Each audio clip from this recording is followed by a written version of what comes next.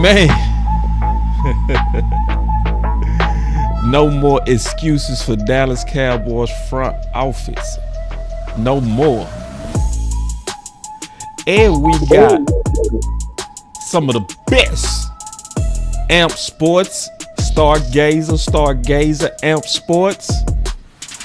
Star, how you doing? Doing good. For the show, I went live earlier, but it had to cut short. So I was like, I need to go live again. And then boss called me up, said, "Hey, you want to do a show tonight?" I said, "Absolutely." So yeah, let's go. So excited to be here to talk some football and talk about some stuff that needs to be talked about. Yeah. Amp, what's up, man? How you doing? Man, I'm good, dog. I feel like I'm fishtailing out the parking lot leaving magic, dog. That's how good I'm feeling about this one, bro. God. Yeah. Magic. Mm-hmm. Man. It's time to spend it, dog. Yeah, wow. It's time to spend it, dog. Oh, man. Well, we finna get it. Before we get it, I want to kind of slow down and pay some respects. Count it up. Because this stream is brought to you by BetUS, where you can receive 150% bonus on your first deposit and 125 on your next deposits up to 2,000 with the promo code U2 150. Let's go, man. Yeah, man, we still betting it up. We still running it up. We still doing all of that. That's what we doing right now. We on the run-up campaign. But, man, let's go ahead and start the show right now. We ain't got to wait. We ain't got to wait to the timer. So, first, Amp, what's on your mind? I'm gonna just throw you a blank check. What's on your mind? So, I've said for a while now, we've been caught in an abusive relationship with the Jones family, right? And knowing that and being in this, a lot of Cowboys fans, they'll tell you when they introduce themselves, I've been a fan since. Well, all these fans since, if you've been paying attention, damn, then every year, Jerry and Steven are going to have their list of excuses. And so if we know that and we continue to proceed forward as normal, that's a problem. So we got to be able to stop them in their tracks and cut the excuses, dog. Stop the excuses. Star, I'm going to throw you a blank check. What's on your mind? What's on my mind is I'm concerned that our front office is trying to do some goofy stuff like trade Michael Parsons. You coming out the gate. Yeah, I'm highly concerned. Me too. About it because our front office has just never done it. They don't right. They're going to trade. There's internal talks about trading a player. That's unprecedented. It's unprecedented. Bruh. And it's like, I don't know if this is just Jerry clicks and views because people have been saying maybe we should trade Michael Parsons. And so Jerry just feeding into the narrative because, like he said, it's a soap opera here, 365. Or is there a real weight to this? And they're really, really thinking about trading Michael Parsons. So I don't know. I'm very concerned because, I feel like trading Micah, that to me just shows we're not trying to win now. Yeah. Maybe sometime in the future, but it just shows me that, like, y'all are not trying to win this year, next year, maybe in a couple of years. Which also shows me that, like, y'all just signed CD and Dak just for the time being, just so y'all can stay relevant. And then once y'all can get rid of their contracts, then y'all will try to actually contend. So it just means deeper things to me if we trade. Man, I gotta just go ahead and put the cameras on us and we starting like that. Since you just go start it like that and we caught you sipping behind the scenes. You gotta watch me. Star, you just took the words right out of my mouth. Man, y'all clap it up for Star, man.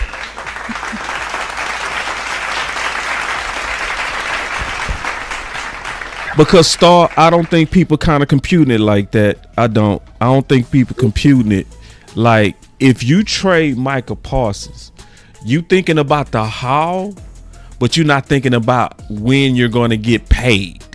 Because people saying 2 first rounders. What teams have 2 first rounders this year? I don't think any. Right. I don't think it's any this year. So that means whatever trade right now for 2025 is not go equal Micah Parsons. Micah Parsons is the best player in this draft. So there's nobody for this year that's gonna help you better than what you got. So even if you get 2 firsts, your next first is 2026, which that's what Star is saying. Star, you so ahead. God dog, man. That's kicking. That's basically saying we'll rebuild it. So if you basically said, let's go ahead and rebuild, you agree with it. Go ahead, right. Star. Exactly. Like if you're ready, if you're saying I want to rebuild, I'm ready to just blow all of this up, then I can see why you say let's trade Micah Parsons, because you're not really thinking about, trying to win with Dak or anything like that. You're basically saying like, I'm looking to life after Dak. So let's trade Micah. Let's get a haul. Let's just stay around the rim with Dak. And once we can get rid of him at the end of 2026 or 2027, we can get out of his contract, trade him, get more picks. And then we can just stack on all these picks and then we can rebuild. So if that's your mindset, I can understand that, but that's not my mindset. No. I just saw the Philadelphia Eagles win. I just saw the Washington Commanders in the NFC Championship. I'm trying to contend now in the Super Bowl with the players that I know are Pro Bowl, All-Pro players on a Hall of Fame trajectory. Because what we're doing by saying let's get all these picks is we're going to project that maybe we'll get these caliber players back, but we don't know. So I'm trying to win with what I got now, not let me plan for 2027, 2028. Because a lot of shit could change in 2027, 2028. Like we don't know what could happen by then. Right. So I'm trying to win now. Every year, I think the teams, especially a team like us who we went 7-10 with players from Walmart. Right. That shows my team is not that far behind. Now, if we were just winning consecutively one game, like people talk about the Herschel Walker trade, I was like, yeah, that was after we won one game the previous season. And Jimmy was like, we need to rebuild this shit from the ground up because we don't have the team. Yeah, we gonna talk about that Herschel Walker. We gonna talk about that. Let me drop this real quick. Is it when you need it? J.G. Wentworth is right. It's my money and I need it now. It's my money and I need it now. It's my money and I need it now. It's my money and I need it now. Yup. I want you to know what you asking for. I want you to know what you asking for. Keystone with the super chat, man. We appreciate you, my brother. Out the gate showing love. Y'all make sure y'all also show super chat love over there with Amp. Show love over there with Star. We appreciate all the love y'all always do. Salute. Lou, it's draft time. It's time to work. Let's go. It's time to do some work up in this mug. Let's go. Let's go. Let's go. We've been hogging from your Amp, so jump in, sir. Man, look, first and foremost, what's good with everybody? Hey, Star, well said, Miss Lady. I couldn't have said it better myself. So the issue is we talking about trading Micah, right? And so look, we all comfortable enough. Y'all been watching me long enough now. And if you don't, look, I like to play cards. When my family gets together, we like to play spades, right? And so basically what Cowboys Nation is telling us is that if we're playing spades, some of y'all are willing to trade in the little joker for possibly 2 unknown cards, you're playing spades. So you don't know if your partner's got the big, but you're trading it in for something better. What better, more better can you get for Micah Parsons is what I want to ask you. Like, you already see what he is. So you're willing to give up a guaranteed book for a couple question marks? Like Star said, you ain't building for now if you do that. Nah. But it's a couple of more reasons why I want to get back to that once we address the super chat ball. Yeah, let me go back to that super chat by Keystone, man. Appreciate Keystone, man. Keystone been really blessing this channel a lot. I'm can't wait till we start this draft work, brother. So we got a lot of work to do. We gonna be doing all that within a week, all of us. My boy say with a hashtag, free 100 million in cap space, no excuses. See, I like the no excuses. I do. I like it. I love, cause it's this Micah thing is setting up a bunch of excuses. That's what we got to be careful about. We setting up excuses for front office. Like, this is the first time that they even hinted this year on making some changes and being aggressive, or looking at other teams and how they do it, and we want to let up. We want to let up now. This is where y'all want to focus on Micah instead of front office. My answer is, Oh, hell no. no. It's the people that make the decisions, not the player. So we said we was gonna talk about first the no excuses. All right, now this is the uncomfortable part of the show. This is the part of the show where I have to be the villain. I'm gonna speak on behalf of front office. I'm debate both of y'all on it. So let's kind of start it off. All right.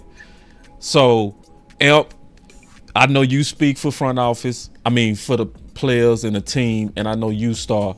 So what is the lack of excuses that you saying you want to see me stop? I'm Jerry Jones. What do you want to see? You can start with Michael Parsons, what you want to do. What's your problem, boy? The first one is not even an excuse. The first one, I mean, you can call it an excuse, but honestly, it's a weak ass crutch. And that is, we're not in any type of rush. We got plenty of time. I call bullshit.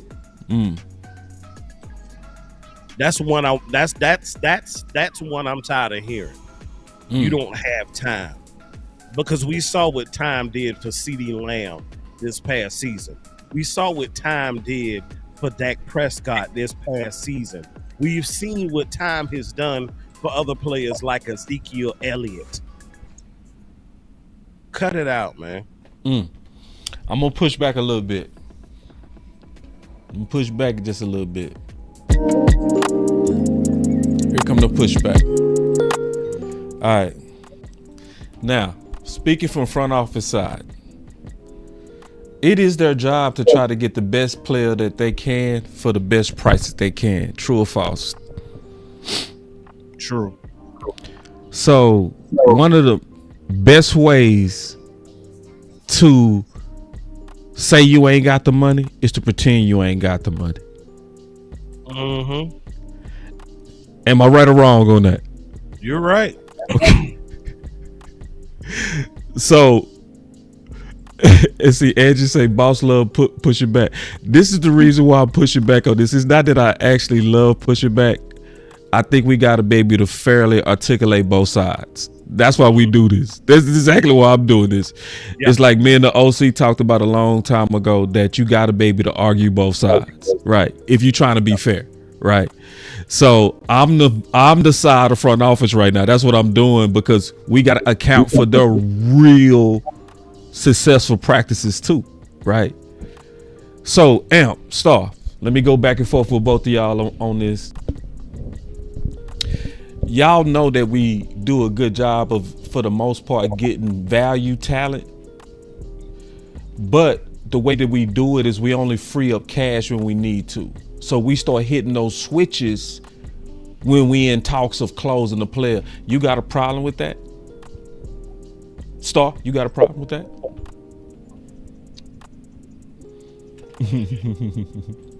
See, that's a hard. Do I have a problem with it? I mean, yeah. Do you have a problem with it? I would I'm a not cold have front office. I'm cold. I would not have a problem with it. Is when you freed the money up, you actually did something with the money that you freed up. And I think that you've been going with this mindset of let's get 3 for the price of 1, which can work sometimes, right? Because sometimes you can go get. Y'all have gotten Dante Fowler, former first round pick, right? Y'all have gotten. Let me think. I'm trying to think. Gilmore, Cooks. I can help you out. I got the list in front of me. Okay, yeah. I have the list in front of me because I'm Jerry Jones. I have the list in front of me, Star. So guess what? Guess what, y'all? That actually brings me to a sub argument that I actually had already had in my head before we even started the show without talking. And guess what? That's a sub debate over quality versus quantity. And see, front office is often taken. No, you talking to me. Yeah, I am. Oh, you talking to me? Front office is often taking the stance of quantity over quality. But if you look at us and you look at other opponents in the division, you'll see that the quality is what got them a little bit further. Yeah. Listen, all I'm saying is, I like quality. You've seen me, Star, Amp. You've seen me go out there and get some quality. You've seen me go, like you said, Stephon Gilmore. You saw me go get Fowler. I've done it. And what's wrong with the way of me doing it? Because I bring a lot of players at a better price because I pretend to be broke. Like, what's wrong with that? The issue is that, okay, you went and got these players, but one, let's talk about Stephon Gilmore. All right. I'm listening. How old was Stephon Gilmore when we got him? 30? No. 29? He was about like 32, 33 years old. He was 32? Dang, I didn't know that. Yeah. And then let me check my notes. Oh, you're right. And then when you got Brandon Cooks, he was 29 going on 30 years old. So the thing is, you want to go and get these players. You want to stamp because I know y'all want to pat on the back. And good, we was happy when you went and got Brandon Cooks to find Gilmore. But you got these players past their prime. You only let Stephon Gilmore be here 1 year. You didn't properly replace him. You thought you could go and get a 4th round pick from Wake Forest and think that wherever Seatbelt Carson is, and you thought that was going to cover it. And then you got Cook, who, honestly, Jerry, Cook was not a scheme fit. Well, I'll say this, Star, and I really appreciate you for trying to box with front office, but I would have to disagree with you. I would say this.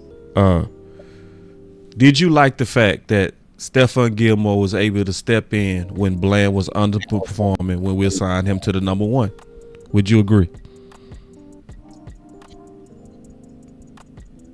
For the one game, the Seahawks game, yes. Yeah, he also did it the Philly game too. Okay. And matter of fact, he did it for the rest of the season. And we never put Bland back. So I would say that I paid him a fair amount, and I would say that we got the value out of that. Wouldn't you agree? I would not say we got the value out of it because when we got these players to get us over the hump. But in Green Bay, the 2 players that you got had probably one of the worst performances of the year. I got a question for you, Mr. Front Office man. Real quick, because I'm bougie boss right quick. I got to address that. Oh, Lord. I think we corrected that the following year when we got Zimmer. What would you go say? I just want to just fix her real quick. She tried me. Oh, and I'm okay. front office. I'm bougie boss. Bougie boss. Yes, bougie. Couple of days ago, what player did you say was your potential favorite free agent candidate of this current offseason? Oh, Greenlaw. Oh, I'm glad you said that. So it's funny you actually just mentioned Brother Zimmer because who would you prefer to have on your squad? Dre Greenlaw or Brother Kendricks? Oh, Greenlaw. Oh, okay. See, if you had spent a little bit more money last year, even with the injuries that you just sustained, having Greenlaw, don't you think your defense would have been better producing had you had spent just a little bit more to get him instead of what you got? I would agree. What's your point? Sometimes you got to put a little bit more with it and get quality versus quantity. That's the difference of putting you over the edge. I get you trying to manage your budget or whatever, but you also want to make sure that you keep a product on the field that's good enough to retain your fans. And what your fans have been saying over the past couple of years, and more recently this past year, especially after the Green Bay loss, is they felt like we didn't have enough help available. We didn't have enough dogs to be ready in that moment. So I think by spending an extra $3 or $4 million, you get a different caliber player. You're better prepared for those type situations because you got individuals who are equipped to handle that adversity. I just think that, to be honest with you, I think you guys are peasants. I think you guys try, but you're beneath us. So let me try to explain football to you, because see, I would say that our way of doing it had us in a strong position that even when we was injury prone and half our cap was on IR, we still whooped the team that was in the NFC Championship, the Washington Commanders, and we almost whipped them twice. You peasant. Okay, but who? I'm glad you said that, Jerry. And who was that returned that ignited our defense, that put us in position to beat the Washington Commanders twice? Would that be Michael Parsons? Is that what you're trying to get at? That would be correct. The person you shouldn't be hesitating to pay. The person that you are now having internal discussions to ship out here. Because without the Parsons, we don't beat the Washington Commanders once, and we don't almost beat them twice. Because that's the difference in the impact that he made. So when one person comes and revitalizes your whole team, I don't think, and he's young, I don't think you should be having any internal discussions to even consider trading him. Well, let me explain how this works. Okay. I have to explain myself. I have to explain my higher level ivory tower viewpoint to you types of people. Okay. You DEI types.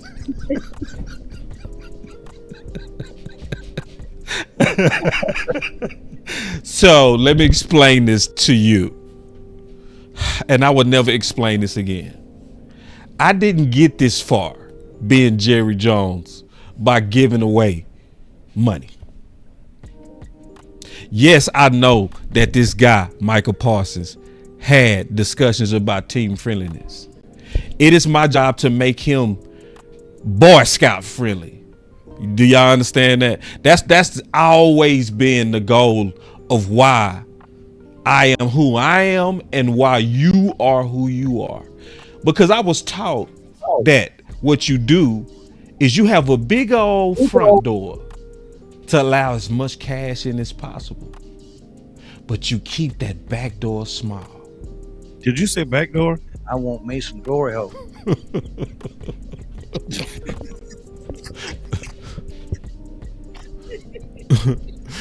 boy, I'm a mean front office boy. I don't like being front office either. I don't. This feels disgusting. This feels disgusting. Ugh.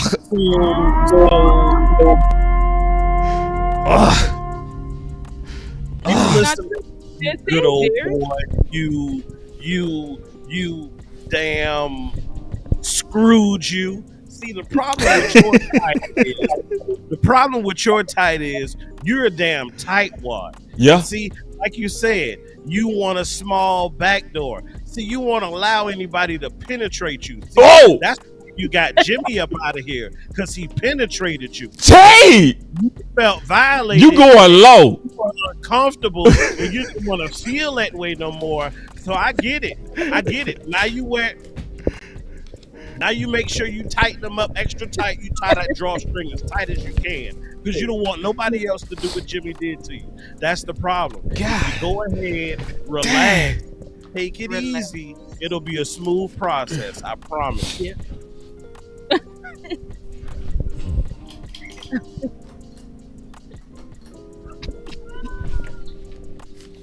Man, I missed that last part. He said something fly, didn't he? He said something fly, didn't he? I missed it. I was turning on the fan and missed what he said. He said something fly. I'll catch it on the rewind. We got us another super chat, man. Let's keep that up. I appreciate it. Let's keep it up, man. We appreciate them super chats. Let's rock out, Edgy. Appreciate the super chat. And we got a super chat from Chris 204. I gotta get both of these real quick. Then we go to the next topic. This was an interesting debate that we had, and we go kind of talk through it and get out of role play real quick. This is fun and this is real though, because to me you do have to be able to present both sides. So Angie with the super chat said, give a round of applause for Star and Alp for keeping a straight face. Please do that. Please do that. Please do that. They stayed in role play. They did. They stayed in role play. And then my boy with the super chat, Chris 214, say, don't forget to mention pie and option QB. Ooh, you got to know when to pitch it, boss. See, that's real. That is so real. So, real quick, let's talk about that though on the excuses, because that was the topic what we was talking about. Yeah. With the excuses, the thing is, I want to get we had some fun with that, but I want to kind of get down on something I said on Twitter and get y'all thoughts on it real quick. Yeah. Because to me, the topic is also Michael Parsons, right? Hold on real quick. Let me pull it up. Okay. This is very important to me. Y'all, I want to get y'all thoughts on this. Micah saying I would be team friendly to help the team get players should only apply for the first 3 weeks of free agency. Why would Micah be team friendly for empty free agent shells? All Black Friday super sales have an expiration, or it is not a sale. It's just cheap. I couldn't add that part. I ran out of space. Yep. I think, to me, one of the ways Micah could try to really get them to get rid of their excuses is to put a deadline date on his team friendly. Yeah. And then say to them publicly, use your guns and say, and if it's not, I want market value for my position, and sit on it and stand on it. That's leverage. That's leverage. Like, nah, we got one window to get it done. What's y'all thoughts on that? Man, I love it, because it absolutely puts the ball in Michael's court. Like, it absolutely puts it in in the Jones family's court. And it kind of removes that possibility to call Michael a villain. Yeah. It gives more of an opportunity for him to be hero, because he's trying to get the Cowboys fans what they want, and that's help. So by him asking for this help and putting a timeline on it, it makes it to where you're able to remove the excuse. Right. Because if that's the common goal, if y'all think I'm the talent that you say you think I am, and you want to improve this team, and you saying you're going to look at how we've done business before, that means that you're somewhat open to shifting how you've done business before. Right. So I'm totally with it. Yep. That would be a great thing, bro. What's your thoughts on that? I agree with that 100%. I think that Micah needs to continue to put more pressure, because what Micah needs to set himself up to the point where it's like, you cannot villainize me. And he's putting more pressure on the front office to back up their words, because they're the ones who said you can't keep doing the same stuff and getting. Steven said you can't keep doing the same stuff and getting different results. Steven, you're the one who went on the radio shows last off season in camp saying absolutely not to trade in Micah Parsons, and he was a pivotal piece of your future. Okay, well, if he's a pivotal piece of your future, then prove it and then show it. There should be no long drawn out process. We saw what that BS did to us this last season. It's like, when is this organization going to get serious about winning? So Micah should put a timeline on it so that the Joneses cannot sit here and drag this all out well, they can do it, but if they do it, then they're going to receive more backlash and more anger from the fans, because we now know if you wait till after the shelves are cleared, which is, like you said, the first 3 weeks of free agency for those premium free agents, then we're gonna know for sure, like, these guys, again, you're playing in our face, y'all are not serious, and y'all just sit up here and keep lying to us. Y'all keep lying to the fans because y'all just aren't serious about winning. Right. I feel like the front office really is they're on very thin ice with the fans, and they gotta make sure, and they know that. That's what they showed in the shoddy presser, that they are under a lot of pressure and a lot of fire. And so the way that Micah can continue to speak up is, like you said, put a cap on it. Don't do what Dak did last year, where leave it open. He just left it open. It was like he was trying to close it, but then he left it open. He was trying to close it. It's like, no, you need to put the hard deadline and say, oh yeah, and say just what you said. Oh yeah, I'm gonna be team friendly 100%, so we can get some guys in here before week 3. So yeah, I think Micah needs to continue. People want Micah to shut up, but no, Micah, continue to talk. You know what I'm saying? Because as we say in Dallas, the nice guys finish last. That's right. That's right. That's right. So, hey, something else I want to add to it real quick. and great point, Star. I think what you also want to do when you witness what the Jones family does, it's political. Let's keep it funky, right? It's political. Right. And so to combat that, I think you need to do another political move, and that's when you start talking about money and budget, etc. You need to basically, by Micah doing that, what it does is it earmarks that money for that purpose. Right. Because people used to say, oh, Tom, I wish more players were like Tom Brady and would take deals so that the Patriots could do more, which we all know they never really did. Right. They never really got Tom the real weapons that he probably had in mind when he said, you know what, I'll make this sacrifice. So by doing that, you earmark that money that we want to be not only active, but we want to be active early. Right. So you earmark it for that specific purpose. And guess what? If not, then it goes back and rolls over into the budget. And guess what? Not only do you not have that money available now, as far as him working with you and negotiating, you still got to pay him. Right. So you double F yourself by actually not doing and taking care of your business on the front end. And then you also, to add to what both of you were saying, another reason is because they said themselves, deadline make deals. Yep. Oh, perfect. And so you give them the deadline of where you go get the best value. Mm-hmm. Call my agent. You got this window for us to try to get it done. I put it out there publicly. I want to have it done before the first 3 weeks of free agent. That's my desire. I want to, and I will be free team friendly. I will. You will directly talk to me. I will talk to you in that window. I will talk to you. If we can't get it done, you go deal with my agent going forward, and you know he gonna be a monster. Yep. I like that. Yep. Yeah. I And think so it's what. go ahead, Star.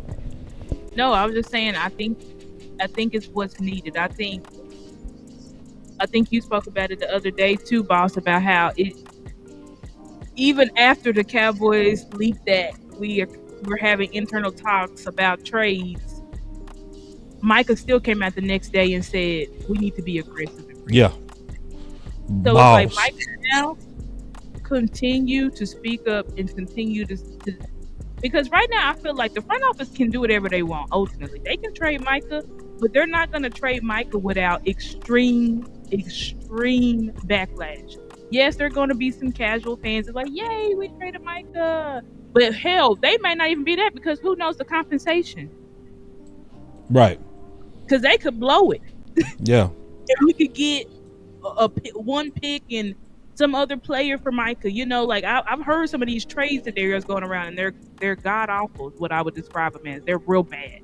So, the front office, I feel like there's no reason. The reason why they drag out these contracts is because they say it's about the money. And Jerry, to this day, it was Dak's fault that we waited till the day of the season because he wanted to be the highest paid. Now, even though that's not true.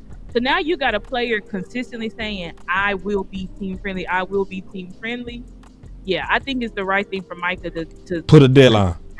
Put a deadline and continue to talk and be clear about those deadlines. And you got to educate the fans. See, because the fans, they go lock in on one thing. You said you was going to be team friendly for us, Micah. No, not after they didn't. Time only. Free agent for a limited time. Limited time. Right. Limited. It expires. Just like your coupons. Goddamn McRib. McRib is here for a limited time. A limited time only. Yeah. Call my agent. Let's get to work. All this option quarterback. Should I pitch it or should I pitch it? If you don't sit you got a button over there for that help. You got a button. I know you got plenty of buttons now. I need a new button. I need a new button. If you don't, man, sit your ass down. Thank you. That's the one. I know you had a good one in there, bro. Y'all clap it up for help, man. If you don't sit, hey man, hold on, man. Let's play that. Let me try to do it on the cue. If you don't, man, sit your ass down. Yeah, man. Come on now.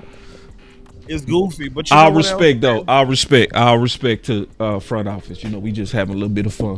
When you look at the Super Bowl contenders this year, right? And you look at the former juggernauts, and you, for argument purposes, you could still say current juggernaut in the Kansas City Chiefs, right? What you saw in the Super Bowl was a situation where Philadelphia, in essence, made Kansas City one-dimensional. And the thing about it, because it happened on the other side too, but there's a difference. See, Kansas City didn't have what I call a pivot. They couldn't pivot to the run game. They had no confidence in it. There was no balance because they didn't believe in it. Because you call what you believe as a coach, as a coordinator, but they didn't believe in it, so that's why they appeared one-dimensional. But then when you look on the Philly side of the ball, guess what? Kansas City made a concerted effort. They stopped Saquon Barkley. But the difference is Philadelphia had a commitment to run, but then they still had a pivot when you stopped that run. They were multi-dimensional. And so that's what made them, in essence, unbeatable. Guess what? You always say, Cowboys fans always say they want Dak Prescott to be able. He can't put it on his shoulders. He can't will a team to victory. Well, guess what? The great Patrick Mahomes that y'all buff and polish his scrotum sack every opportunity you get. That same Patrick Mahomes could not carry and will a team to a Super Bowl win. Maybe he needs some help too. And guess what? Micah Parsons on that defense, the guy who is time to pay, that guy, guess what? He needs some help too on his side of the ball. It can't just be him. He needs somebody who can take the pressure off to where teams, yeah, you might be able to scheme Micah out of the game, but guess what? We got another dog on the other side of the line to where if you pivot away from him, the other one's going to eat your ass alive. That's called being multidimensional. And that's why Philadelphia was successful. They had a pivot. Okay, you take this away, guess what? I still got that.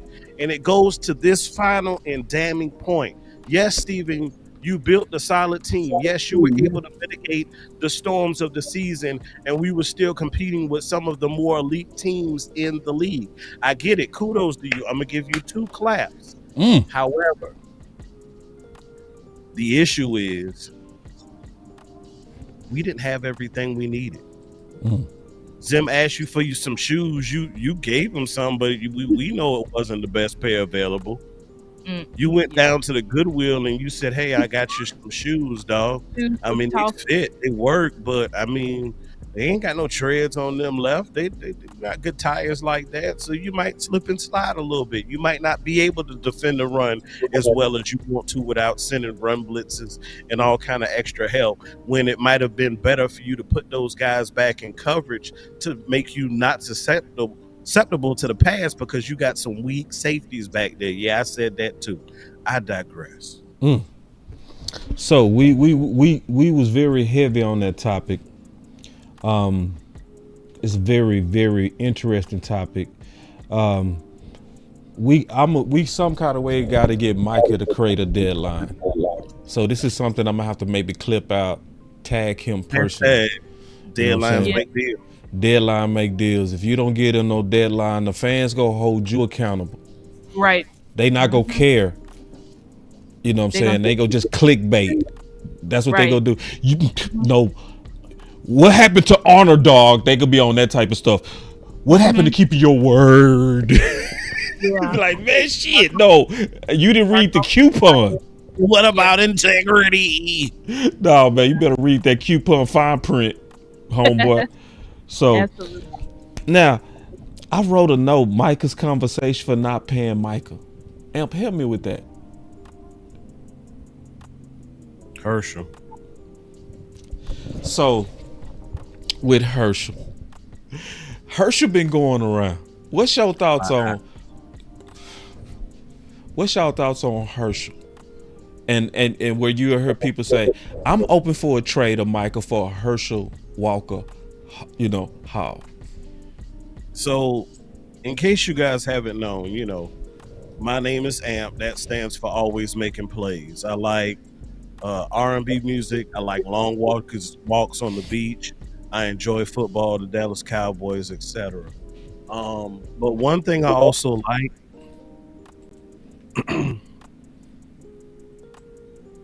is I'm a hopeless romantic. Oh, Lord. Like a lot of you Cowboys fans are. And I get it. The 90s were beautiful. It was special. It was the golden days. And I understand the need and the urge to want to recreate those magic moments. I understand that. And I get how important and instrumental the Herschel Walker deal was and what it did for our team and the value that we got in return for that. But it would never happen again. When that happened, it was real ugly and it was real bad. First off, are you willing to get that ugly and that bad? Yes. Okay. But that would never happen again. The other part is you did that once and they realized what took place. That was your one and only phone a friend. You will never get that opportunity again for the remainder of the game. You phoned your friend, you got over on them, you ran off on the plug. You don't get that twice. Hold on. Elf, can I explain it real quick and then start? You could run it home real quick. So when you hear people say for a Herschel Walker trade, this is why Elf is saying you can only get one chance at phoning a friend like that. That would never happen again in the history of the NFL. Because trading was new then. Teams wasn't trading with each other. Jimmy was the first person to bring trading to the NFL. So the other owners and the other teams didn't know what they was doing. So Minnesota was a good team, right? And they thought Jimmy was going to do them fair. They traded them players for Herschel. And they was like, if those players don't work out in a certain time frame, we'll give you a draft pick. But that language in that agreement screwed Minnesota, because then Jerry just fired all of them dudes regardless and got all the picks. So teams will never be that dumb again. It's gonna happen once. That's why Epic said you can only phone a friend. So to even hope for Herschel Walker is not gonna happen. We're hoping in the boogeyman. Yeah. Yeah. And then I looked at, we got 3 first rounders, 3 Right. second rounders, Right. for a running back. That's crazy word. Like, that's crazy. Like, people not gonna get that for 3 first rounders. Like, they not about to give that for Michael Parsons. It's a They not- dream. It Chris Paul, damn it. I'm sorry. It's a dream. Like 3 first round. Like, y'all need to look at the Herschel. I had to look that shit up for myself because I was like, what was the Herschel Walker trade? Right. I said, first round, 3 second round. It ain't gonna happen. It's not happening, guys. Like, you're not gonna get that type of haul. No. Now you may could get 2 firsts, like a first this year and a first next year, or a first this year and a 2027 or 2026 first or something like that. But that is not enough for Micah Parsons. And if you can't get the proper compensation for this player, then you don't trade them. And Right. again, if I could get 3 first rounders and 3 second rounders, you don't even know, because draft order changes is based upon your record. That's right. So you don't even know. What if you're getting 3 first rounders at 32 or 25 or 26? You just getting players. Yeah. Boss, you you put gotta- a question. You put a question up on the screen a little earlier that Yeah. said, Y'all "Do you trust. trust front office to trade?" This is the same front office. Do you trust the same front office that got a 5th for Amari to trade TD? No. Especially why they mad at him. I don't trust them. Right, I don't trust them because right now you're not pushing Micah Parsons out for football reasons. Right. You would be pushing him out because you tired. You want to make an example of him. Oh, We want y'all to shut up. We want the players to shut up. So you'll trade Micah. ooh. Keep going, Star. I be to cut you Yeah, off. no, it's not. But I'm like, you're not going to be trading him for football reasons. You're going to be trading him because you want him to be quiet, and you don't like that he's speaking up, and so you want players to be on notice. Like, we don't care who you are, we'll send you out of here if you continue to talk against us. So that's how you get played with the compensation. In the front office, they want to claim, oh well, it was a 5th rounder because they took some of Amari's contract. So Hell you no. traded your best wide receiver for a throwaway pick for Matt Walesko. Let's go. That's what you traded Amari Cooper for, Matt Walesko. And we you trust them. And y'all trust him? Like, this isn't that was Jimmy. Important point that Boss said, that was Jimmy that made that trade. Yeah, Jimmy The did. trade and stuff that the That front was office Jerry. right, when Jerry was doing them trades and stuff in the early 2000s, I think Brian Broderick says it all the time. He said, we didn't know what the hell we was doing. Ooh. Muck. Yeah. And that's what y'all want. Like, come on, guys. I don't want that. No. We need to keep, when this front office looks into good players, we need to keep those players and we need to build on what we have. I'm tired of trying to get better by subtraction. We're the only team that does that dumb stuff. Let's get better by let's expect to go to the NFC Championship by trading our best wide receiver for a 5th round pick. Like, come on, man. Like, that don't Matt make no Walesko. No one else is doing that. Baltimore, the Lions, all of them are gonna get better. They're gonna build on what they have, not get worse. Every team in the NFC is going to do cartwheels if we get rid of Michael Parsons. We just weakened ourselves significantly. They're gonna be laughing at us. Like, come on, man. If we do that, you know what they gonna say? You big dummy. Hey, listen. I like that new button, bro. That boy loaded the clip. That boy got, hey, man. Yeah. A fifth for Amari. What you think they gonna get for damn Micah? Say, man. Appreciate the super chat. That's the question I want to ask. Real quick, boss. The things that Micah says, I know we don't like them, but ask yourself this question. Has that ever affected anything on the field? No. I'm done. Go ahead. No, let me hit this button real quick. And that was a damn good question real quick. Let's hit this button, man. We got us another super chat. We appreciate y'all always supporting the show. We work hard. And hopefully the way that we going about this is enlightening. That's the whole goal. Because we getting ready to have us another fight. I'm getting ready to be front office again. Because but I have to present their side, right? And I gotta say, and I'm gonna say this again. If you being fair, you gotta be able to present both sides. Always, right? I have to be able to look at it from their point of view. So I'm gonna present the side that's pro trade. Okay. So I'm gonna talk about some scenarios that can make sense, and I'm gonna see if y'all can whoop me. Okay. Now, one, and I'm gonna try to see if y'all can be flexible. You made the case, Star, earlier. You made the case that a trade for Micah would basically be a rebuild, because especially because no player that you're gonna draft this year is gonna be equal to his value. Maybe a combination of two within 2 years, but you are surrendering 2025. Did I hear you correctly? Correct.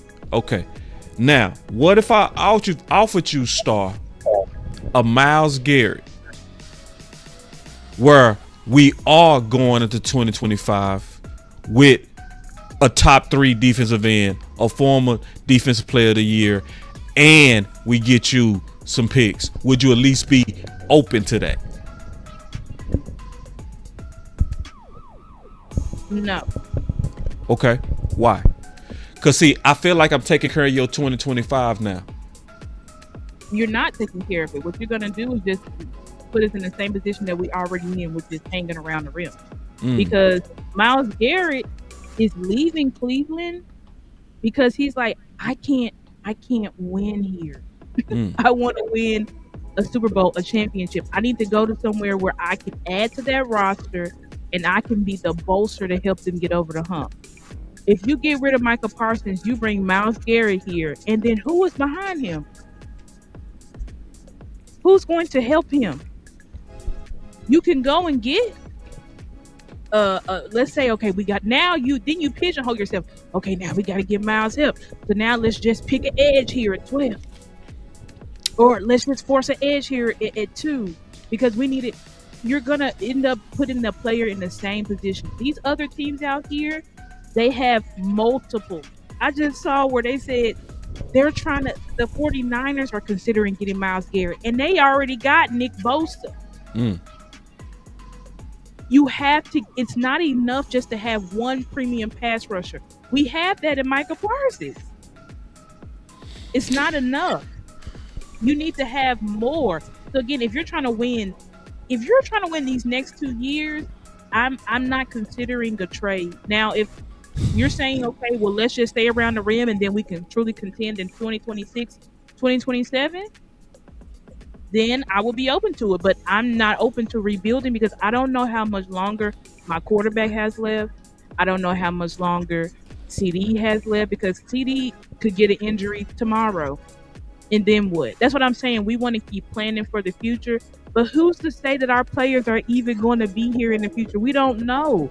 It's all projection. It's hope. And it's projection. So that's why you got to go after it every year you can.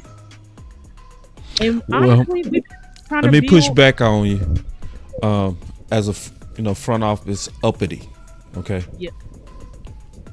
No, I ain't gonna say uppity. This is just I'm just go devil's advocate, fairly. I feel like if we get Myles Garrett and then trade Micah for picks, especially if you get multiple firsts and others, you do make your team better. Because you now got freak for freak, even though one is older. We lose the youth advantage. Hold on, let me change this music real quick. That'll change that. We lose the youth advantage, but we take care of 2025 and we get you, Star, another first rounder that same year.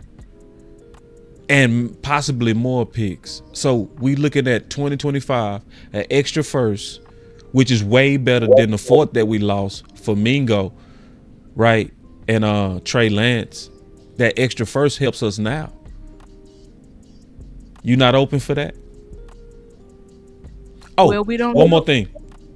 Myles Garrett fits a 4-3 very well from Eberflus. Very well.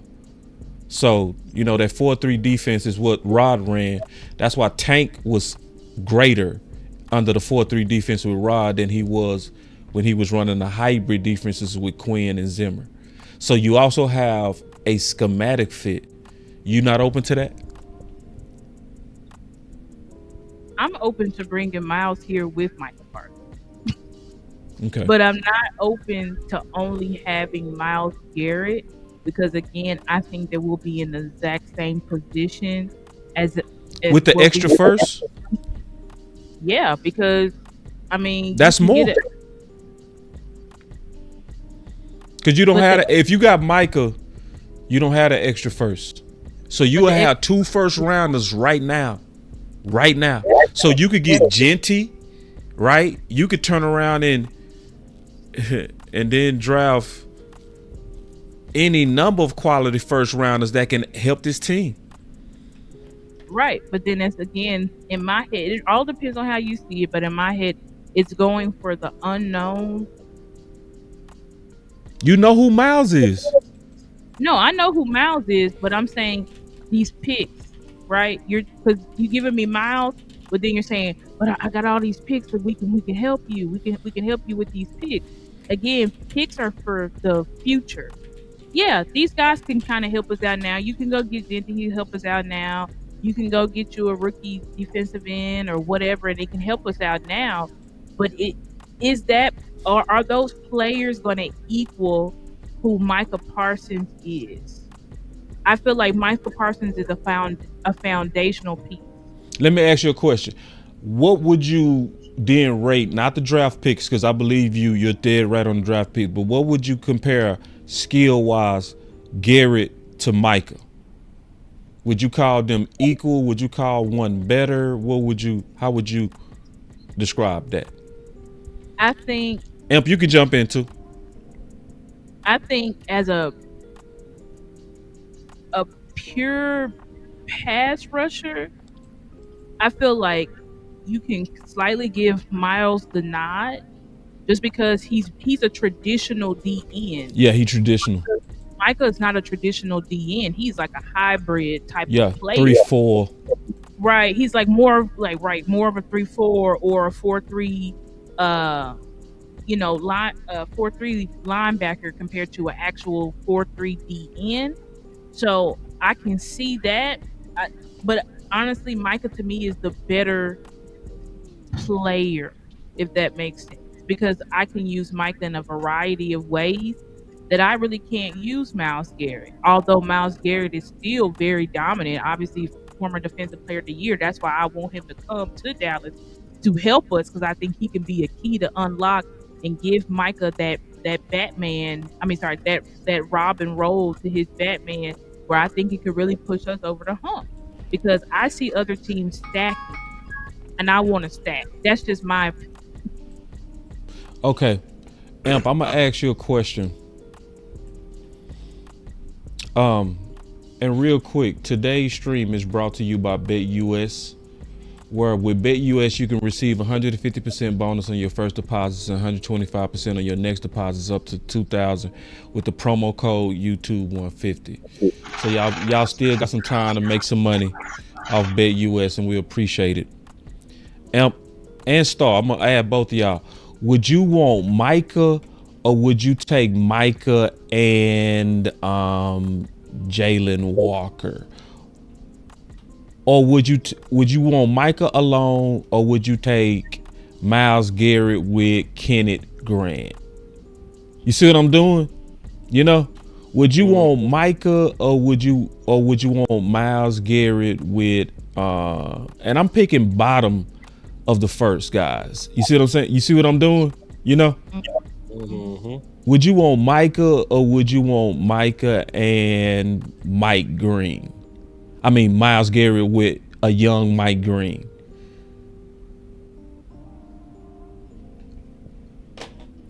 So I'm gonna tell you the problem with your argument.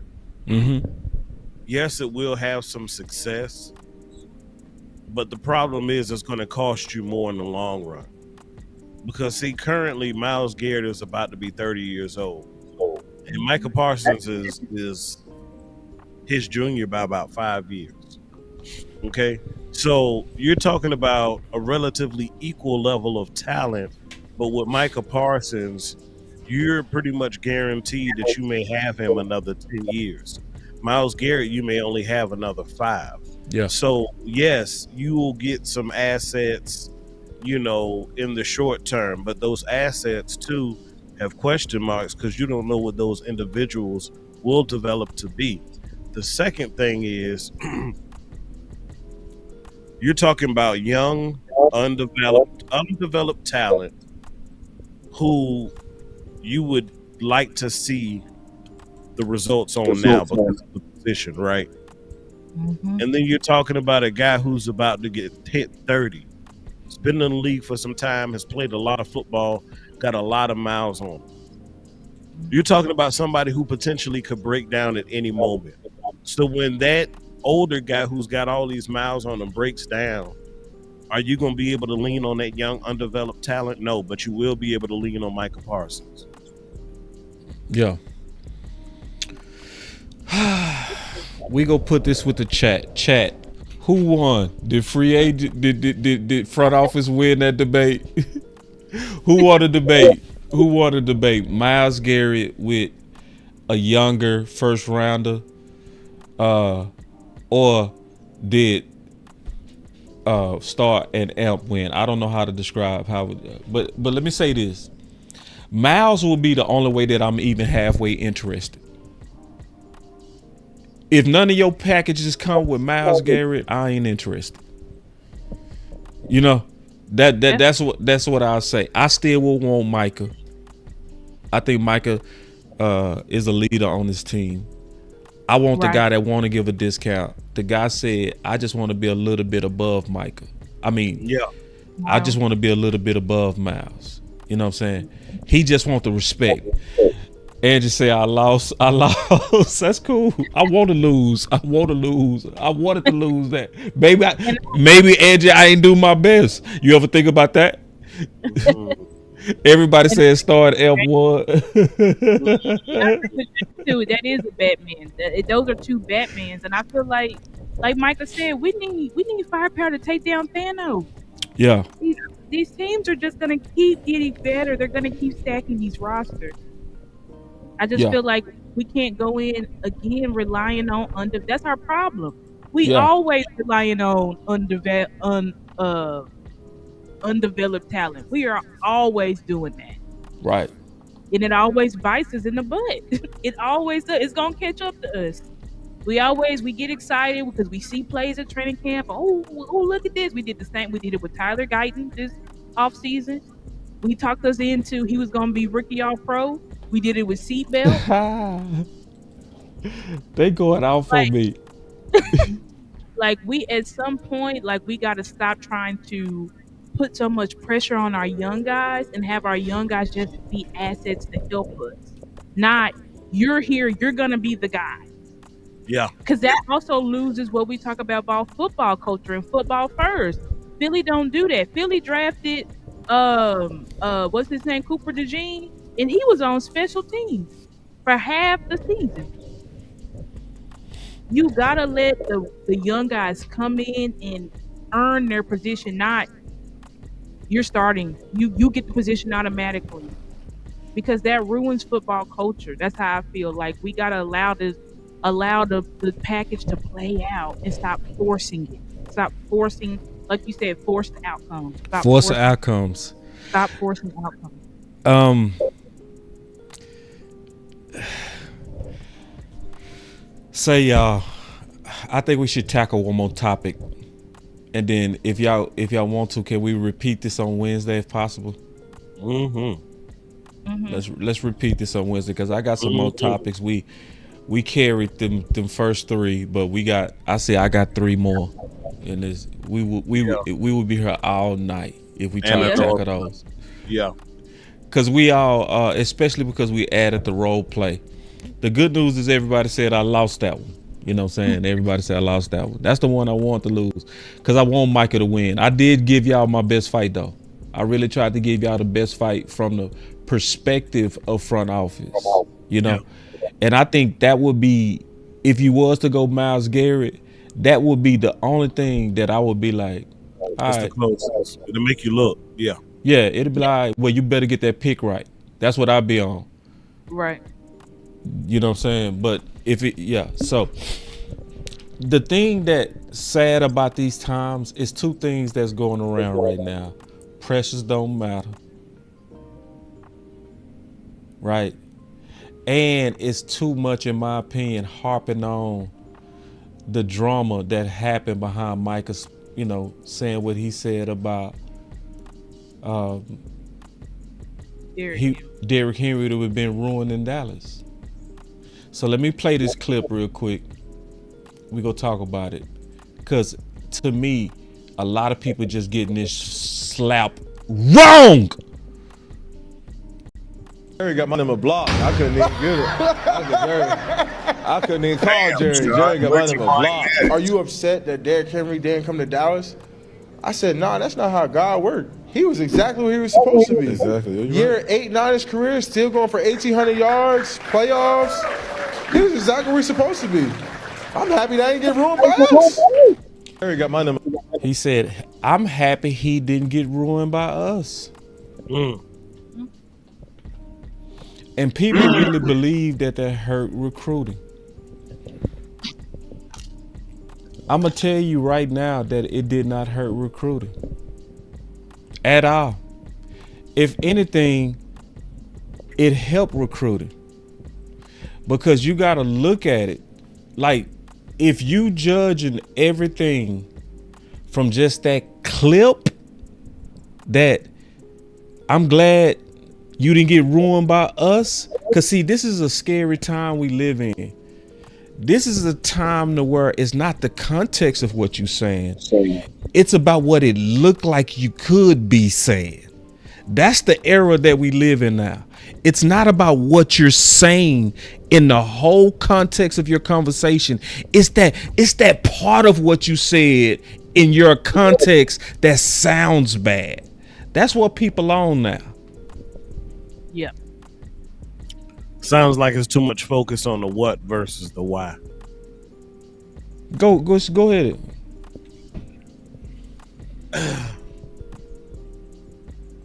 You get a what answer, that's a simple answer. You get a why answer, it's going to be a little bit more complex. That's right. It's going to have more details. Right.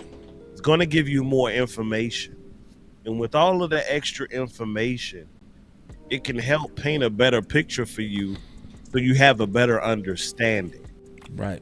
And I think that's why we oftentimes need to focus on the why, because we'll miss the actual meaning, or you may only catch the surface meaning. Yeah. Perfectly. You look at everything and how it's unfolded with our team. A lot of people will say, well, Dak can't win the big one. That's the what. But why do you feel that way? You may have some valid reasons, but oftentimes individuals leave it at just that. They don't even give people ain't even giving evidence anymore. They'll make an opinion, they'll state it, and then they'll speak it as facts. And that's false. Yeah. You gotta look at the why. Yeah.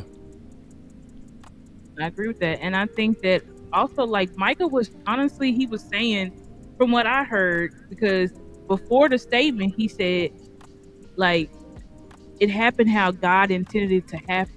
Right. Where he's just saying that Derek went where he was supposed to go. It was not right for him to come because that's the context. We ended up having a bad season. So Derek would have come here on our team where everybody getting injured. We got fight wars over if he's actually if Mike McCarthy gonna use him correctly and all this type of stuff. And if Derrick Henry had came here the way that our season went, everybody would be saying he's washed and it's time to retire. Right. But now he went to a team that fit him, and now he's back a high commodity. Because remember, when he left Tennessee, people were like, he's looking kind of washed. Like, it's just as simple as that. Like, Michael was no way saying that Dallas is this toxic, awful place and ruining you. Would have ruined him, and we would ruin every player that comes here. Like, if that's the case, then why the hell is he begging Myles Garrett to come here? Why is he recruiting everybody that even leak like they might be trying to get a trade? Right. Genty, did the podcast with Genty and stuff. Like, would he be saying, would he say, I want Jerry to be aggressive and I want us to go out and get players if he thinks that this is a place where nobody should come? Like, that's not what he's saying. You know what I'm saying? And Micah said it so fast. He's like, yeah, because we probably would have ruined. Like, it was not that serious. I feel like people just clung on to that, and then they missed the whole part where I forgot who said it, but they were like, can we focus on the part where Derrick Henry said, I don't know if that was either you or Amp, but where he said, Derrick Henry said, Jerry got my number blocked. I said it. Yeah, that's who we really should be mad at. Yeah, we should be mad at Jerry not picking up your call. Because Derrick Henry made it clear. He's done several interviews. He wanted to come to Dallas. He said Dallas never called him. Mm-hmm. He was hurt by that because he thought it was a match made in heaven. He lives in Dallas. He trains in Dallas. And the Dallas Cowboys never even called him. Yeah. Yeah. But we focusing on it's like I think I got a pretty good pulse on it. You got to understand this. This man is trying to navigate extremely dangerous waters. You ever look at them shows where they be, fishing for the snow crabs and all that or whatever? Those guys are navigating very dangerous waters. I'm talking about you get injured, you can go overboard, whatever, right? You're talking about Micah Parsons having to not only navigate, he has to navigate on multiple fronts because he has to navigate the fan base and make sure he don't say nothing too crazy and get a little too far over his skis, and he needs to be politically correct, and we need him to be a dog at the same time and speak his mind and say what he wants and what he believes. And then on the other side, he has to negotiate with the Jones family, and he has to go to college football games and sit in the press box with Jerry and talk to him and have a couple of drinks and smooth things over and stroke his ego and talk about how good the team is and what he would like to add to it. But at the same time, he's always got to say, hey, sir, you need a mint. Man. And see, that's what we're asking him to do. And guess what? By saying what he said in the most polite way, he was telling Jerry Jones, you need a mint. And we missing the opportunity, y'all. We missing the opportunity to put the heat on the people that don't need no more excuses. And we putting the heat on Michael Parsons, who right. How do you expect somebody to navigate like that? See, he is a lion, right? Yeah. But lions recognize lions. And right now, this lion has his hand in the lion's mouth. Yes. He is expecting Jerry Jones to feed him. That's Papa Jerry. That's Big Daddy Jerry. He gonna feed me. He don't get cramps in his hand from writing checks. That guy, for the most notable franchise in sports, period, I'm anticipating a major payday from that guy. But in the process, in trying to help my team, I want to do it, but I can't just outright just say, Jerry, get your shit together. I can't do that. No, I got to be political and say, hey, dog, pardon me. Can I offer you a mint, sir? Yeah. And see, let me read this super chat. He said Jay Holly talked about trading Parks for 3 first-rounder picks and DK Metcalf, then use the picks to go get Myles Garrett.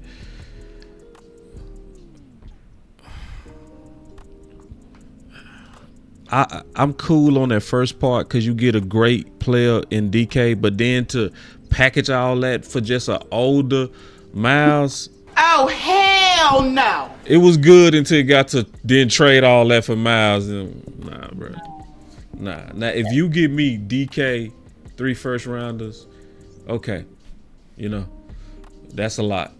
That's a lot. Especially if you get them first-rounders right now. I might be interested in that. You know what I'm saying? But yeah, I would have to hear him in context. But I'll say this, man, it's one of those things, man, that people got to be real careful because we falling for gossip. You know, we falling for stuff. And on this one, Micah is actually innocent. See, you got to look at more than just that clickbait and that one little statement, because that's what a lot of the mainstream media, that's what they do. They go clip out a segment and then define you from that clip, not your context. See, Star said it best. Star said it best to me, because if you focusing on just Dallas would have ruined you without adding the first part, that it was a blessing. That's how you know you missing the context, because he was saying in context it was a blessing of you having 1,800 yards. It was a blessing that you made the playoffs. You not having that would have been ruined. He was comparing the results of the organization, and he was encouraging him, which is helping recruit. Yeah. See, people think you can recruit people by lying to them. No, he doing a good job to me. You looking at the body language. You looking at Henry over there like, yeah, that's a good point. You know, that's a good point. Yeah, it was a blessing, right? Cause see, let me help y'all when it comes to recruiting, cause I used to recruit a lot. Okay, I used to recruit a lot, and when I used to have to go recruit a lot of people, I used to watch people make big mistakes. They used to get up there and say, this company we work for, we're like family. And I'm over here like, you in a lawsuit. You suing the company. So I would tell people straight up, as I'm presenting the company, I would say, I would be lying to y'all if I told you that everybody gets along, that everything is going to be perfect, and that we're all friends. That's not the case. You know, I would tell them that, which what? It let them know that you can trust him, because he gonna tell you the good and the bad. Right. He go forewarn you of what you getting into. So if you want to be in Dallas, I'm gonna tell you, we have a culture here where we favor our draft guys. That don't mean you not gonna win out, but you got to come in here like you go ball out day one. Mm-hmm. So now you looking at me like, oh, he telling me the truth. He not just trying to, hey man, they go love you over there, right? Because then if he go do some homework, he go come back and say, hey, I thought you told me this and that. Now you look shady. No, if you go look at the context and the body language, how Henry was feeling him and after laughing like they friends, ain't that what you want? Yeah, and Angie, listen, we laughing, but it's true. I know we laughing, but I am a top salesperson. I am. I say that proudly. I graduated for the #1 sales program in the country. I'm in the Hall of Fame in that program. A part of our curriculum was dealing with high-level negotiations. That's what we had to do. So I'm not pulling these theories out my ass. I'm telling y'all, what I'm talking about is proven. Yeah, you got to read everything. You can't just read that one clip. He could have ruined us. And then, you know what I get the feeling? I'm going to be all the way honest. You know what I get the feeling? You can't handle the truth. He ain't lying. I think it's that.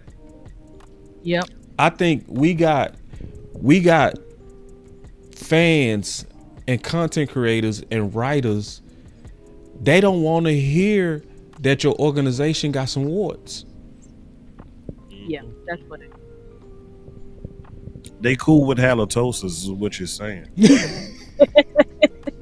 Yep. They are absolutely cool with it. They don't mind being tart. They don't recognize any of the signs and signals that when they lean in to talk to their team members, they oftentimes start to fade backwards because they can't take that goddamn smell. That's the problem. Yeah. And that's why a lot of the fan base is starting to back up off of Jerry and Steven because they can't take that goddamn smell. Like, oh my, do you smell it? That's how it starts. See, that's how it was a couple years ago. That's how it was during the Romo years. Like, we were good, but then something started to waft up into the room, and everybody looked around at each other like, "Do you smell it?" and the one who it is, no, I don't smell any. No, you don't smell nothing. Yeah, I can smell it. Yeah. He would have been a bastard. He would have been a It would have bastard. been malpractice. Mike McCarthy It would wouldn't have have been won. malpractice. And he would have been getting 2 to 3 carries a game. And everybody would be saying he was. Like, it's just, and it's exactly what you said, boss. It's, yep. It's better to just be honest. Like, Just tell him. We have to be honest. We have to be honest about who we are as an organization. Like, yes, we are still the Dallas Cowboys, but we got issues. And it's not just issues that we saying, it's issues that our former greats are calling out. Right? You know, I posted a clip of something that Troy said recently, where he was saying, they were like, well, what would be your advice to Jerry? Like, and he's like, my advice to Jerry would be basically like, Jerry, you are great. I do think you're positive for the organization, but at the same time, Jerry, like, you should not be the face of the organization and taking away that power from your head coach. Right. Respectfully, of course. Respectfully. And he was very respectful of how he handled Jerry, because he's like, people think Jerry's bad. He said, no, I think Jerry is a good positive influence. But at the same time, Jerry, you're going out and you always are doing things and saying things that's contrary to your head coach. And you should, in other organizations, Andy Reid is the face of the voice of the Chiefs. Nick Sirianni is the voice of the Eagles. Jimmy Johnson was the voice of us. That's right. Not you, Jerry. Not and you. But you're always coming in and backdooring these coaches and doing this type of weird, goofy stuff, and it really muddies the water. And it was like, Troy was like, it was good for us to know that Jimmy was the person that we had to look to for the authority, and we had that reverence and respect. But because of the country club that we done invented now, people don't have that same respect for the head coach. They look at the head coach like, yeah, we'll see. Like with Shadi, the players are like, yeah, we'll see. We'll see how it goes. You know what I'm saying? They couldn't say that type of stuff about Jimmy. We'll see how it goes. Jimmy, well, he'll see how it goes. All right, you'll be off of this team. Like that's the type of stuff that we're talking about. The Cowboys do have wars. How we treat our free agents, it's bad. Oof. I want Jerry out these coaches. I do too. Man, let me get this super chat with my boy Keystone, and then I'm gonna put the nail in the coffin. I'm gonna put the nail in the whole coffin. I'm gonna prove without a shadow of a doubt that most of the complaining that's going on about what Micah said is really because people not really seeing that Micah was really just talking pure football. Okay, so when it comes to the fans in the front office as a player, damn if you do and damn if you don't. That's the last topic as I was going to talk about. We going to say that to Wednesday. You way ahead on me because we was going to talk about that. I was going to talk about, or we going to talk about how we eat our own and we eat our best in Dallas. It's a Dallas culture thing. So we go talk about that because it's a long history of us devouring and making a lot of content against our best. And so front office continues to, do things as usual because we continue to point, and it's a continual pattern of this. But first, let me put this to bed. This stuff that's going on. I mean, this is go absolutely put it to bed. Listen, y'all. Listen. A block. I couldn't even get it. I couldn't even call Jerry. Jerry got my number blocked. Are you upset that Derrick Henry didn't come to Dallas? I said, nah, that's not how God worked. He was exactly where he was supposed to be. Exactly. Year 8, 9 his career, still going for 1,800 yards, playoffs. He was exactly where he's supposed to be. I'm happy that didn't get ruined by us. So, some people feel like he said too much. Now, what if I was saying that the exact same thing way before Micah said it? It shows you that it's about football. When I play this, y'all can tell me to pause it at any time just to get commentary through it. Y'all listen to this. This ain't bragging.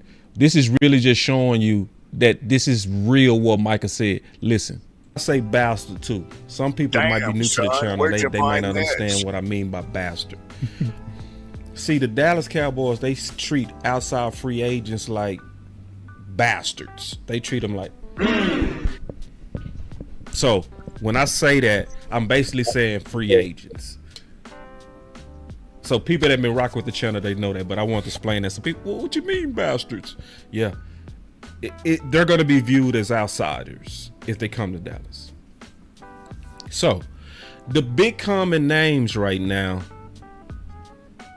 in order of popularity, is obviously Derrick Henry. Oh shit! Then I would say behind him is Saquon. Oh. Then behind him, this 2024, y'all, off season, February 28th, right around this time, say Josh Jacobs. And then behind him, I would say Swift. That's the order, in my opinion, of popularity. Order of popularity. My order is actually different. Oh shit.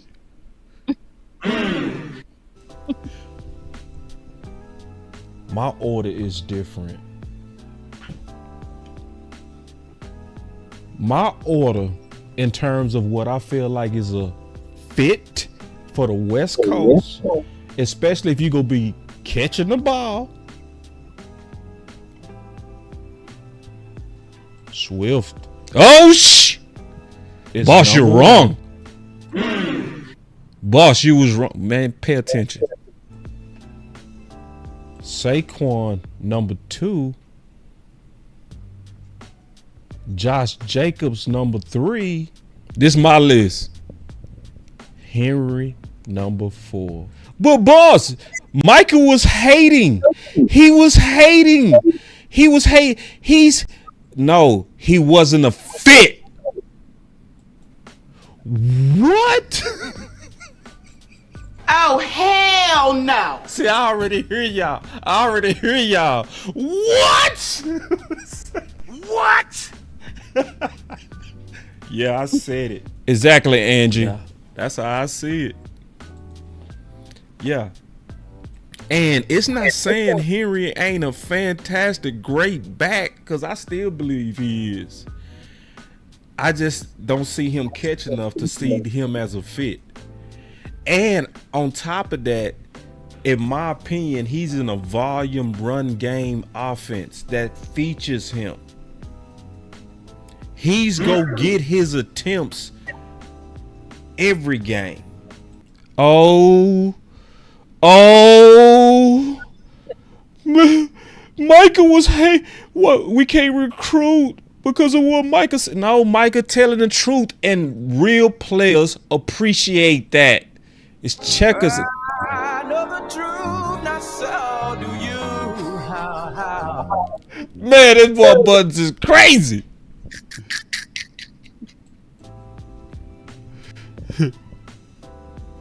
Now, if Mike McCarthy was willing to just force feed a running back, he would be probably first. Oh.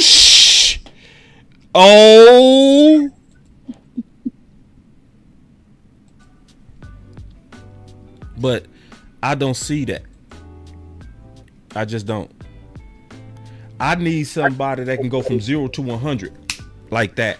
That doesn't need a bunch of attempts to be dangerous. Just meaning when you put the ball in their hand, they're electric enough to make you pay. Well, with that one, that would be Saquon. But see, he not first because of his injury history to me. I can't make him. Now, he the most electric out of all of them.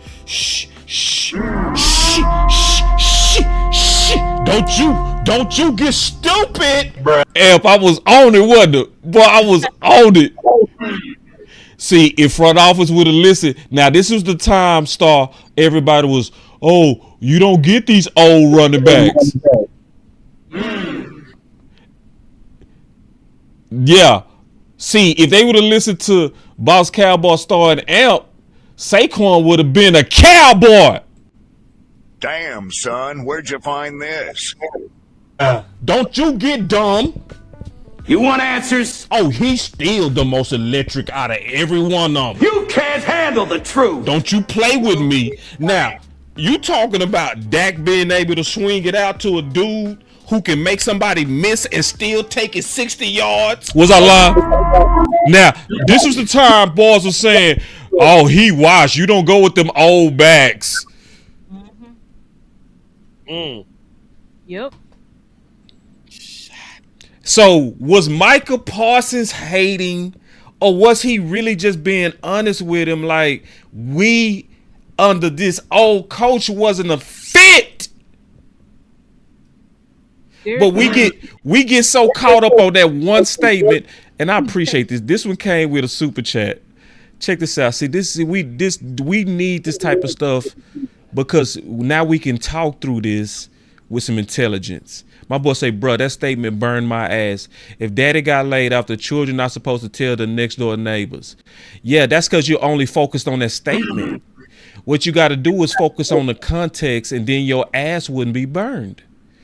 So that's the key, is you got to listen to the context of what he's saying, not the statement. And that's what I've been saying. A lot of people in this current media environment, it's about that one statement, not the context of the statement.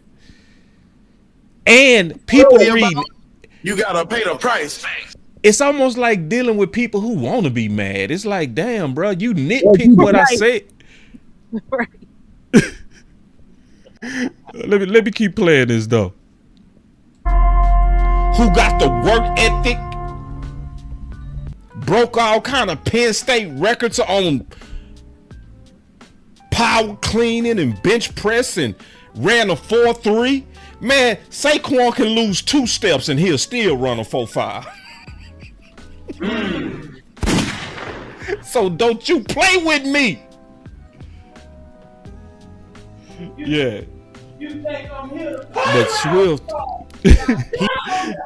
So let's go back to this. Enough bragging. It's low key was brag. But damn it, sometimes you gotta say, you gotta listen, because that one was important. Why was that important, Star? Why was that important? Because it's proof that Micah Parsons, this is what Micah Parsons was saying in terms of he not a fit. I had him fourth. I had him fourth. And I said, why? I said, he's a volume back. So you went where you supposed to go. You went to a place where they fed you. And people thought Emmett was hating. Talk. People thought Emmett was hating. Emmett was crucified just a couple weeks ago at the Super Bowl because he said Dallas might not be ready for Genty. That's low-key what he was saying. He was saying, we might not be your soulmate. Yeah, okay, if we go together, we might be able to, sustain a decent family, etc. But that other person, your soulmate, the Baltimore Ravens, they'll be the one to take you to new heights. That's right. That I might not never be able to touch. Right. That's what Emmett was saying. That's what he was saying. Ready for that type of talent. Because guess what? There's an understanding that when you draft certain players, you are tailoring your entire organization to them. Yeah. And if you can't do that, not only are you doing a disservice to your player, you're doing a disservice to your organization. And a lot of times, Dallas Cowboy fans, I want to be honest with y'all tonight, that's why we fall on our faces, because we don't maximize and build around the talent properly. Right. On the offense is Dak Prescott. On the defense is Micah Parsons. And look at the talent we've had over the years. We've had talented teams. We've had talented sides of the ball, and we fall on our face. Why? Because we don't build properly to maximize that talent. Right. Right. Exactly. We've been hogging, Star. No, I listen, when Derrick Henry's name was floating around and we didn't get him, I went to Twitter and said he's not a fit. He's not a scheme fit. He was never a scheme. He was a hot name that was thrown out there, and he lived in Dallas and all of this stuff. But when we looked at our play caller, right, Derrick Henry does not fit the West Coast scheme. And people crucify me. They say, "Oh, well, you need to you change your whole scheme for a player like that." I'm like, guys, what coach realistically? I know coaches love to say that you pick the players over the scheme, but let's be honest, coaches run their scheme, especially Mike McCarthy. Right, and they get the players that fit the scheme. So Derrick Henry, and that going over this is bringing me to why Mike McCarthy didn't like Zeke, because Zeke is the same way. You gotta feed him. You gotta give him carries. That's right. Multiple carries, and if you're not gonna give him that, then you're not gonna get. He gonna look washed. Right. If they were trying to do that same stuff to Derrick Henry, the Ravens really had to revamp. People don't realize that, but the Ravens had to revamp their scheme, because at first, how they was using Derrick Henry, I was like, them first couple of games, I was like, ooh, Henry looks washed. But then they were like, you know what? We got to start giving him 30 carries a game. And then what? They took off. They That's right. But Mike McCarthy was never. He wasn't. Derrick Henry 30 carries a game. Never. That's not. It was only 4 times he had 30 carries in 17 games. Right. Like Mike McCarthy don't believe in that. He's a West Coast. He's a traditional West Coast, which is we pass the ball to set up the run. You want a shifty dynamic back, like you said, about like a Saquon, he want that 0 to 100 back. Right. That's who he needs. Yeah, he need that guy. Don't need a lot, but he needed like Pollard. Right, exactly, like Pollard. And there was rumors that he wanted Pollard back because that's how Pollard is. Yeah. He takes 2 carries straight to the house. Yeah. That's how Mike McCarthy wants it. He don't want a back where he gotta grind and keep beating down the wall. Nope. No. He don't want no tree chopping wood back, right. Like where you just bang. Can I F y'all up? Can I F y'all in the chat up for a second if you'll allow me to? What type of head coach do you think Brian Schottenheimer is? Him and Henry and Zeke would be great.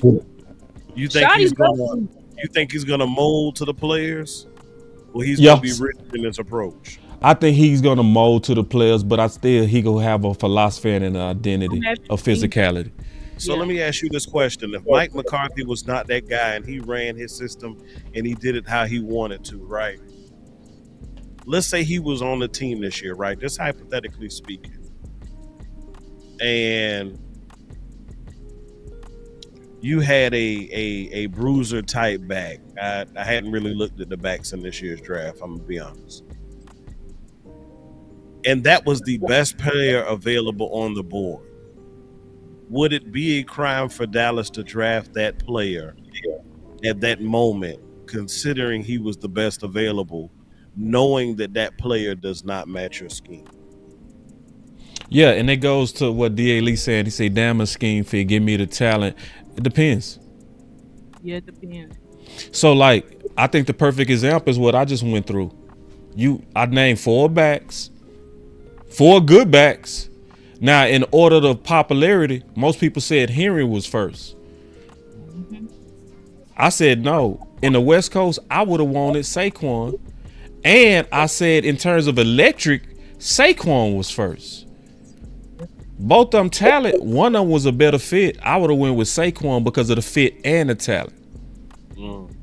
So if I had an option, it's not always just the talent. It's that talent and how it fit with the scheme, especially if you got 2 good ones. I think that's an area we need to improve in going forward.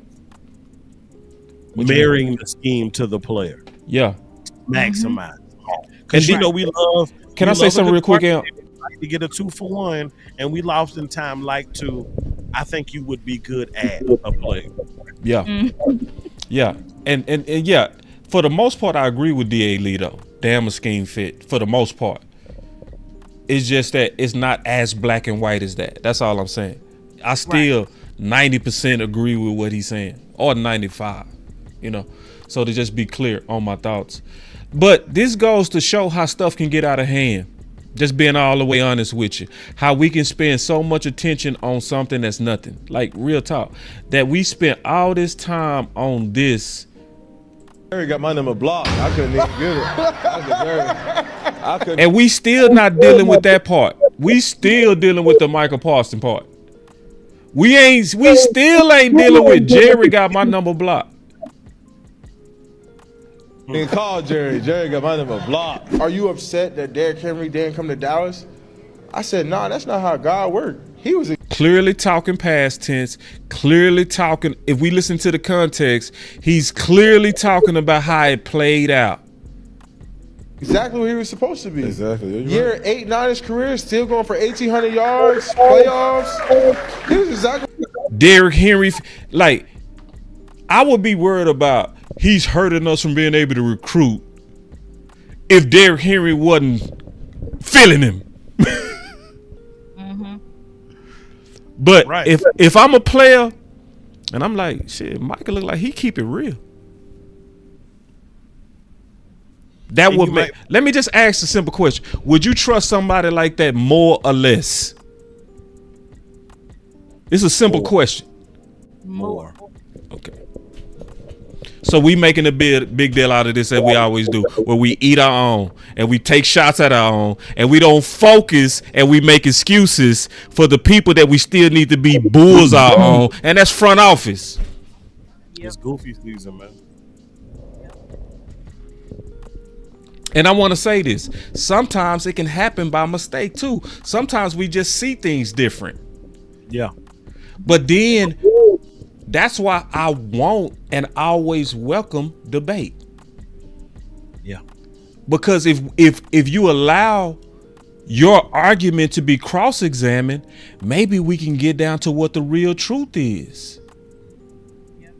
That's why I don't dodge debates. That's why I don't go over here and do content where it's safe. It's like, hey, if you got a problem with what I'm saying, I'll come on your channel, you come on my channel, I turn on. That's why Tuck always say, send a link if you got a problem with what I'm saying. Straight up. Send a link. But see, people ain't gonna send a link because see, I'm gonna come with the guns. They know that. They know I'm gonna come with the video evidence of what I was saying about Henry. So it's like, it's better just to not even face Boss, because you go get smoked and you know it. Because at the end of the day, if you right, I'm going to come around to that. That's why cats got to stop dodging, man. All this dodgeball kings. Yeah.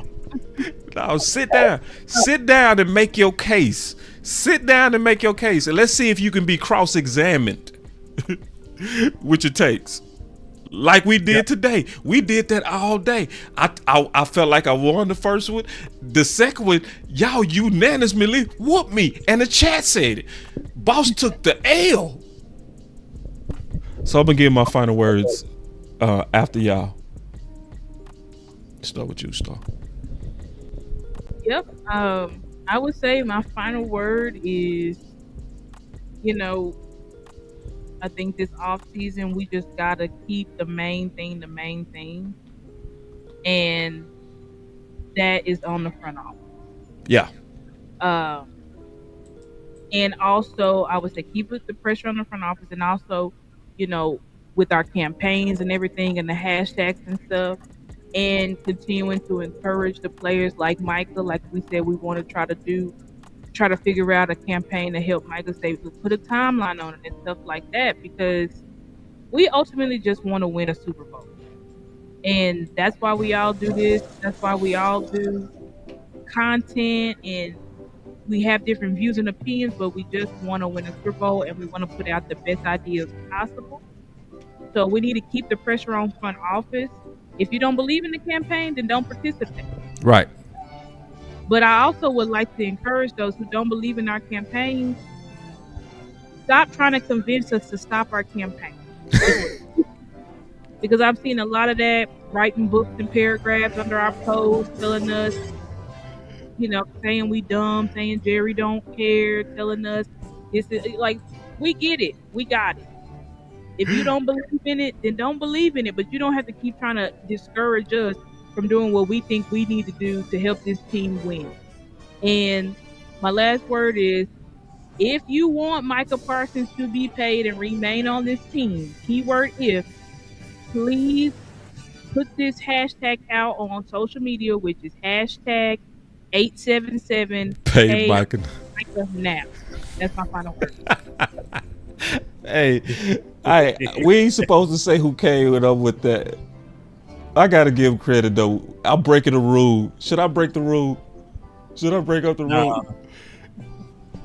Don't break it. You should don't break it, bro. Don't break it.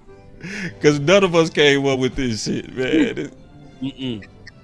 Okay, I'm gonna keep the order. I'm gonna keep the order. We don't want to set no precedents. Nobody get credit. We offensive linemen. You right. No credit. But I appreciate the person who came up with this, man. That shit was funny. And we all bust out laughing when he said it. We knew it was a hit when he said it. Yep. Like, what's that? 877 pay Micah now. My final words before my boy Elm is obviously 877 pay Micah now. Obviously that. Make sure we do that. Get behind it. Like, but also I would say this. This is a time of the year where we have to be careful. All of us, where people gonna have passions, we gonna have differences of opinion, but it's more so about, the best ideal winning. I don't see how anybody in good faith can watch the facts that came today and then turn around and still say the same things. That's the ultimate test, is can you do about face when the evidence is presented to you? The pressure's supposed to be on front office right now. That's who the pressure's supposed to be on. And we got to get behind this. The sad thing I'm going to say is, it is sad that Michael Parsons right now, and it's sad, I'm just being honest with y'all, it's sad. Michael Parsons is being pointed to as the villain, and in this particular case, I'm not saying he's always done everything right, but in this particular case, he was really just talking football and really doing a good job of building rapport with an all-pro talent. I'm telling you right now, I'm certain of this, that he is still able to recruit free agents even with what he said. So let me read this super chat, because this is what this is about on our final word. So this is the key. He said, don't get it twisted. I rock with Parson, but it is how you say it. That's all.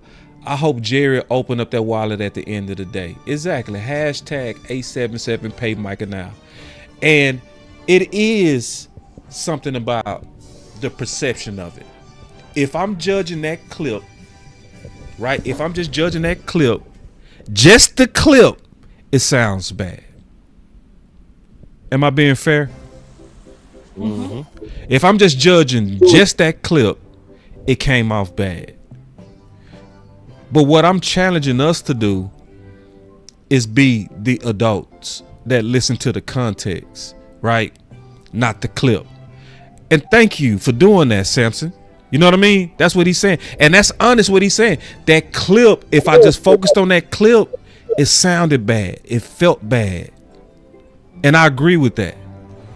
You know, I'm just thankful that we have a community that know how to then focus in on what? The context. So then we end up being like Samson, who say, yeah, I rocks with him. That one portion of what he said rubbed me wrong. But hey, it's still 877 pay Micah now. It's what it is. And it should be. It should be. Those are my final words. It just makes sense to get it done. Cowboys Nation, what's good with y'all? Look, I get it. Looking at the calendar right now, it's February. And the start of the season seems like it's a long way away. In between now and then, y'all are going to hear a whole lot of crazy takes, crazy narratives. These leaks are just going to come out of nowhere mysteriously, like the ooey did back in 2020. It just popped up out of nowhere. Ooey. And guess what? We had to deal with it. That's the off season. Viruses and bugs and all of these things just start to leak out into the atmosphere, if you will, and nobody knows where they came from. But guess what? We got to deal with them. So on tonight, that's what we did. We dealt with a couple of topics that have just popped up miraculously over the last couple of weeks. Don't know who started these narratives, but it's starting to take on like wildfire. Everybody, everywhere you turn, somebody done came down with a bad case of it's that time of the season. So look, I understand how you felt. I felt the same way. I just thought. But what I found is when you take your time to do your own homework and research and not be pushed and persuaded by mainstream media and whatever crazy narratives they start to conjure up this time of season, then you too can avoid getting caught up in the foolishness. You can avoid the zombie apocalypse, if you will. Dak don't need to listen to Micah. They lead differently. Dak was appointed. Micah was anointed. Oh my God, Miss Jackie is out here preaching. That's how beautiful it is. And she added it right on into my final words. Love you, auntie. Appreciate you. Killed it. But look, I felt like Miss Jackie. I felt that these individuals are different, and what we need Daddy Jerry to do is we need to love his children equally, but we need him to treat them differently, because you can't treat every child the same. Every child is unique in their own special way, and that's what we have to do even as fans. When we look at Dak, we understand he is not Micah Parsons. Don't expect them to be. They have a different set of skills that make them special. So be you. Be who you are. Don't try to end up being something you're not, because when you do that, you lose the essence of what you really are. But at the end of the day, look, I don't really care too much what they say, as long as it does not affect what happens on the field. At the end of the day, I just want to see improvement from my stars. I want to see improvement from all my players. If you were a tier 3 player, damn it, I want to see you try and pushing to get to 2. Because at the end of the day, y'all know how I rock. Good, better, best. Never let it rest until your good becomes your better and your better becomes your best. Until next time, Cowboys Nation, in order to be blessed, make sure you dial 877 pay Mecca now. Y'all be blessed. That boy too fly for me, dog. Hey, come back on the next show. I'm gonna answer that question, man. George Booney. That's gonna be on the next show. We gonna be bringing it back with Star and Amp. They already committed to it. We didn't finish everything that we had to talk about, but we will. I promise you that. 877 pay Micah now. Also, this stream was brought to you by BetUS, where you receive 150% bonus on your first deposit, 125% on your next deposits up to $2,000. Promo code YouTube150. Man, can you say your outro one more time? Just one more, bro. It's just too dope, bro. It's just too dope, bro. We got to finish out with that. Hey, good, better, best. Never let it rest. Till your good becomes your better, and your better becomes your best. Until next time, Cowboys Nation, y'all be blessed. Boss Cowboy Sports, where your voice matters. Love, moving too bossy, we don't tread softly, but not flossy, the streets that taught me, moving too bossy, we don't tread softly, but not flossy, the streets that taught me, I'm just trying to get my nigga paid. We came from Section 8, and I knew I was at since the 2nd grade. Man, I swear my time is coming, cause I'm never late. Came from broken homes and broken dreams to getting paid. Love, dollar bill, listen close, this is not a drill. Cause hungry trying to get a meal. I've been in light, who gon' pay a bill? I've been in action, been in traction, surplus with niggas lacking, shining light but still be blacking, red lights will stop the action, grand to go, even when it's slow. Higher heights to balance out the lows.